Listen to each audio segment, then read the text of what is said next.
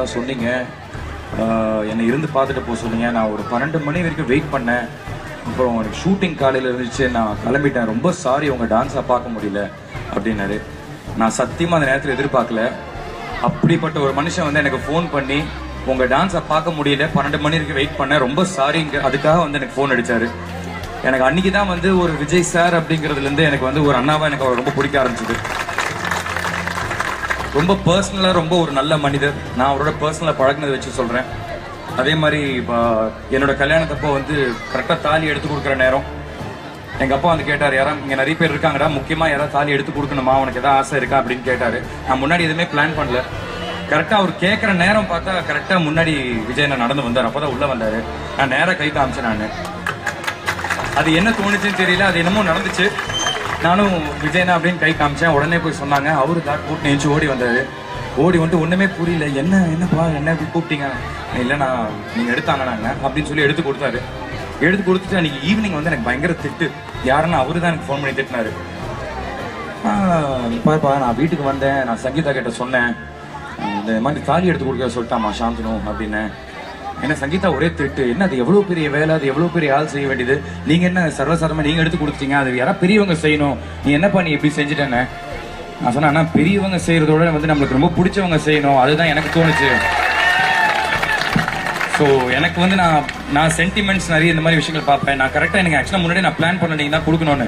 கரெக்டாக எங்கள் அப்பா கேட்குற நேரம் பார்த்து நீங்கள் கரெக்டாக உள்ளே வந்தீங்க. எனக்கு பிடிச்ச ஒருத்தர் உள்ளே வராரு, அவரே சொல்லிடுவோம் அப்படின்னு சொல்லிட்டு நான் உங்களை சொன்னேன். இருந்தாலும் இப்போ இதெல்லாம் ரொம்ப பெரிய விஷயம், நீ கல்யாண வேலையெல்லாம் முடிச்சு சொல்லு, முதல் விருந்து நீ என் வீட்டுக்கு தான் வரேன் அப்படின்னு சொல்லி கல்யாணம் முடிச்சோடனே நானும் என் பொண்டாட்டியும் முதல் விருந்து அவர் வீட்டுக்கு தான் போனோம். நீங்கள் நம்ப மாட்டீங்க, கூட குடும்பத்தில் இருக்கிற ஒருத்தர் மாதிரி வந்து விடிய காலில் 3 மணிக்கு தான் சாப்பிட்டேன். அவள் நேரம் பேசிக்கிட்டே இருந்தோம். 3 மணிக்கு வந்து அவர் தோசை போட்டு எடுத்து வந்தார். எனக்கு அவர் தோசை போட்டு எடுத்து வந்துட்டு, ஆனால் இது சாப்பிடுங்க, இது நல்லா இருக்கும். ஆனால் நான் சொன்னேன், நான் ஊறுகாய் சாப்பிட வேணேன், இது சிக்கன் ஊறுகாய், இது நல்லா இருக்கும், நீங்கள் சாப்பிடுங்க அப்படின்னாரு. வாழ்க்கையில் முதல் தடவை அவர் கொடுத்ததுக்கப்புறம் தான் நானே ஊறுகாவை சாப்பிட்டேன். ஸோ இந்த மாதிரி நிறைய எனக்கு நல்ல அனுபவங்கள் இருக்குது அவரோட. இன்னைக்கு அவரோட பிறந்த நாள் இந்த ஃபங்க்ஷனில் வந்து அவங்க எல்லாரோடையும் கலந்துக்கிறது எனக்கு ரொம்ப ரொம்ப சந்தோஷமாக இருக்குது. ஒரு குடும்பத்தில் ஒருத்தனா எனக்கு ஒரு ஃபீல் கொடுத்துட்டீங்க நீங்கள் எல்லாருமே. வரவழி ஃபுல்லாக இவ்வளோ பேனர்ஸ், இவ்வளோ ஒரு நல்ல ஒரு வரவேற்பு, இது ரொம்ப ரொம்ப சந்தோஷமாக இருக்குது.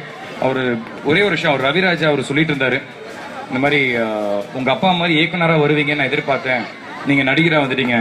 உங்கள் அப்பா மாதிரி வந்து கண்ணாடி போட்டு வில்லேஜ் கெட்டப்பில் நடிப்பீங்கன்னு எதிர்பார்த்தேன், நீங்கள் டாக்ஸிங்க வந்தீங்கன்னு.